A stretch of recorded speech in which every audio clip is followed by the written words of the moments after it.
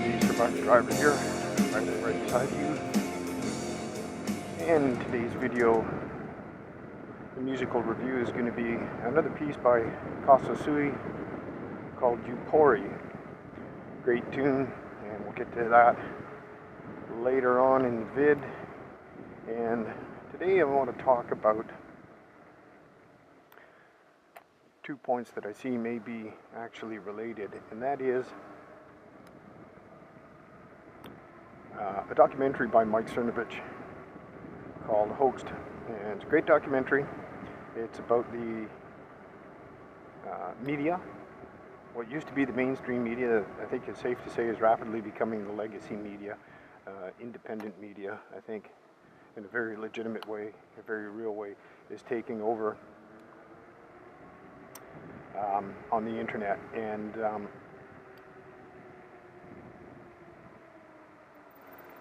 in this documentary, Hoaxed, a great number of guests, great variety of guests. Cernovich himself, Stefan Molyneux, Scott Adams, Alex Jones for a little bit of that edginess, but Alex Jones is definitely legitimate in the media as far as I'm concerned. Lauren Southern, a number of other faces in there. A few of them I didn't recognize. One lady that was in there that had, I can't remember her name, but she'd done a video, a couple of productions regarding women's equality issues, and was really catching on. Haven't seen the videos myself, or the productions I should say, but in the process of creating these original women's rights issue related videos, she discovered that men weren't having a great time of it, and so she decided to do a legitimate, well-researched production on men's rights issues, and was just slayed in the media. They showed some clips of her being just really kind of brutalized in the Australian media, and it was shameful. It was just absolutely shameful what the Australian media did to this. So these people obviously have no concern about accurately. They're not fair and unbiased arbiters of the truth as they're supposed to be. But anyway, I wanted to relate this documentary, Hoaxed, which everybody should go and see. It's as I was suggesting to Mike Cernovich, they should be pushing to have this shown in the schools. I wanted to relate that to something that I had spoken about in a previous video, and that is why we're seeing a globalism take such a kick in the teeth right now. Like it's like they don't realize how much they're despised at this point. So, you know, just to see that I think I'm being reasonably accurate, all you have to do is look at Brexit itself. Then you can look at the election of Donald Trump. This is all nationalistic fervor boiling up, right? You can look at Poland rejecting the EU in some substantial ways. Italy having done the same thing now with Matteo Salvini in substantial ways. Austria now voicing its nationalist preferences. Hungary absolutely voicing its national preferences. What about Bolsonaro in Brazil? Absolutely populist nationalist. So why all of a sudden is this rearing its head, and the globalists kind of seem to be caught off guard? My suggestion is that you have to look at this almost in a philosophy that economics has, which is when you manipulate an indicator, it ceases to be an indicator. And if you look, you know, we all need indicators in life. Every one of us needs indicators at all levels of life to be able to function properly, to be able to make intelligent choices in life, you know, to recognize when any given entity is working properly, when it isn't, when people around you are happy with their surroundings, when they're not. Everything, you know, economically, we need indicators. That's, again, where the philosophy kind of comes from, that when you manipulate an indicator, it ceases to be an indicator. Well, here's the thing, is that the globalist left have been manipulating the news now for decades. And that's whether it's from a point of a left-leaning government, left-leaning corporations who are quite happy to work hand in hand with the government to basically turn these governments into fascist states, and left-leaning NGOs, non-governmental organizations. So how come they've been caught off guard? Well, because these left-leaning organizations, whether it's government, business, or NGOs, have been manipulating one of the main indicators that we have at our disposal, and that's news. That's the news. The news has been being manipulated now for a couple of decades, if not more, in the direction of globalism. Well, you know, these people have to depend on the news as well. Sure, they may have indicators in the background that they use to attempt to track things accurately, but the fact of the matter is, people that they employ to help them achieve their globalist goals, they're not going to be telling all of these people what's going on. A lot of these people have to absolutely believe in globalism, so hence they have to absolutely believe in these indicators that have been manipulated. So, to a large extent, I would suggest, they're not going to get the information that they need from the people that are helping them to get to a globalist state, because they can't tell these people that certain things are being manipulated. Not all of them anyway. Yeah, there's always going to be a group that's in the know and a group that isn't. The useful idiots, as Stalin called them. But it still means that the indicators for these globalist elite that are in the know are going to be manipulated. And if that is the case, then that old rule comes to the fore, it seems to me, that once you manipulate an indicator, it ceases to be an indicator. So to a certain degree, these globalists are going to be flying by the seat of their pants. And I think what proves that is that they're seem to be unaware of how much they're despised. They seem to be unaware of what a groundswell of nationalism is really actually out there, and they're getting overwhelmed, it seems to me. You know, I'd say that the landslide that Trump had, the landslide victory, was way, way bigger than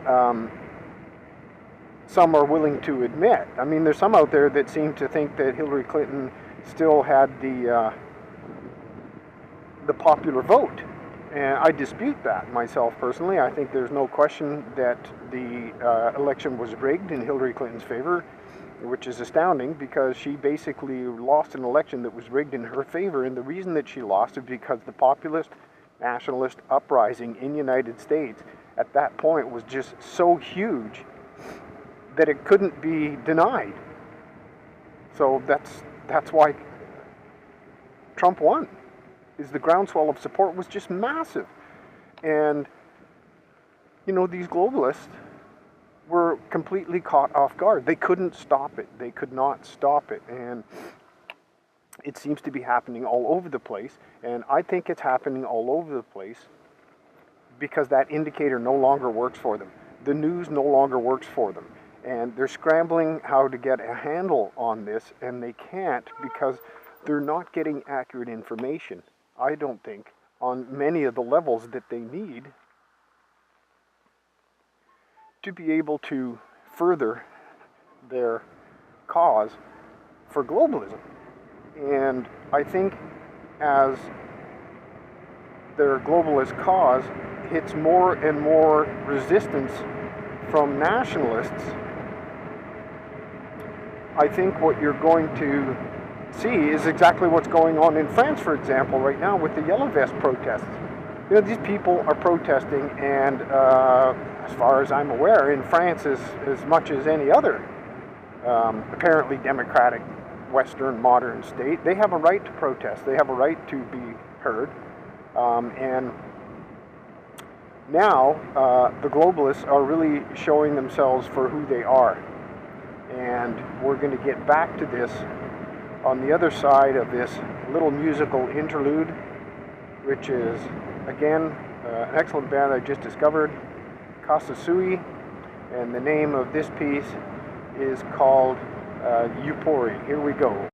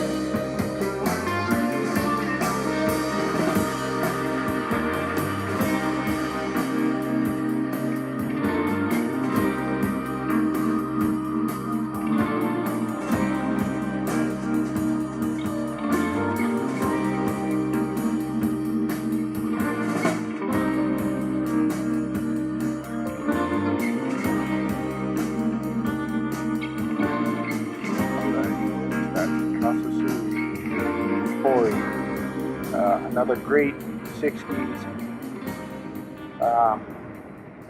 sounding tune.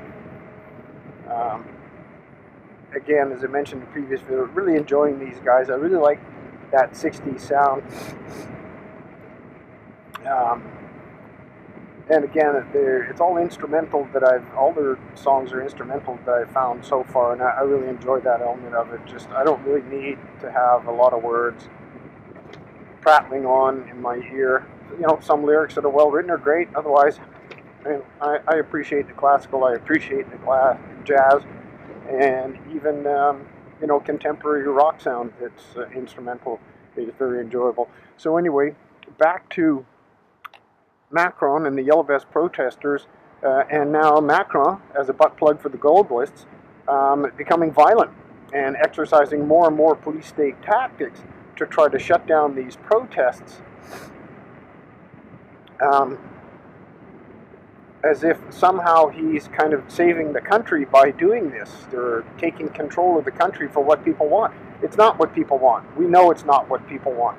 I don't think there's any going back from this. I think Macron better get a grip on himself, or he may be Mussolini. Now, the reason I'm bringing this up and relating it to hoax is, again, I think that the media has not only been hoaxing us, they've hoaxed themselves. They've pulled a hoax on themselves. They've drank their own Kool-Aid.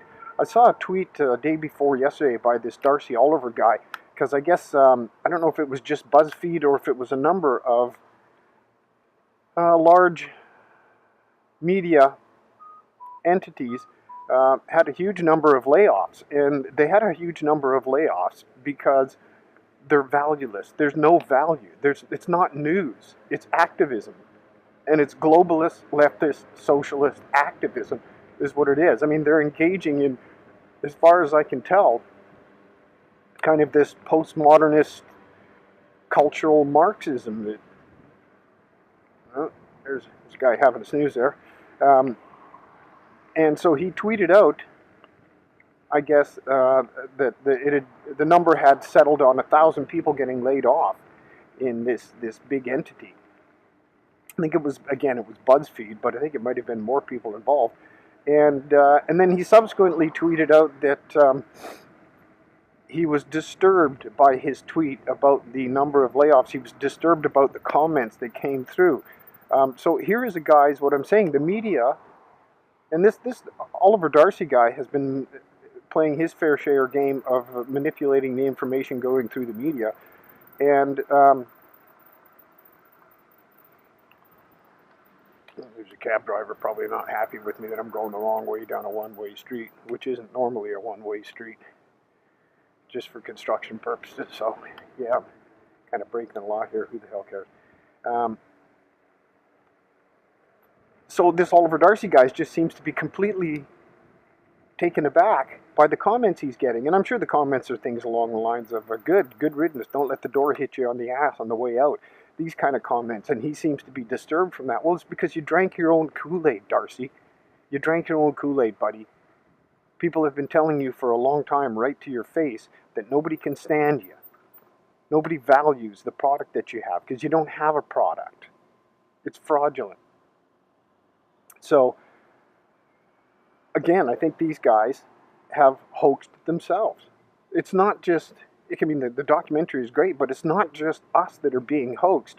It's the people that are trying to seize power via the media have hoaxed themselves, and they don't know where they stand. So this Oliver Darcy guy, he seems to be completely oblivious to how much these guys are despised, yet he's himself talking about how many layoffs have happened in the media. Well, it's because nobody wants your product. Nobody wants your product. I mean, it can't be any more clear than that. So, you know, hoaxed is really timely, especially with the Covington affair of more hoaxed fake news happening there. And these guys they seem to be going down. And I just wanted to relate that to this documentary hoax, because they've hoaxed themselves. We're not being hoaxed anymore. We're winning. They're hoaxing themselves. They're the only ones believing their own rubbish now. Anyway, that's it for Survivor Driver today. Thanks for joining me. I authorize you to be a complete pervert and fondle that like button on my behalf. And we'll see you again. Thanks again, folks.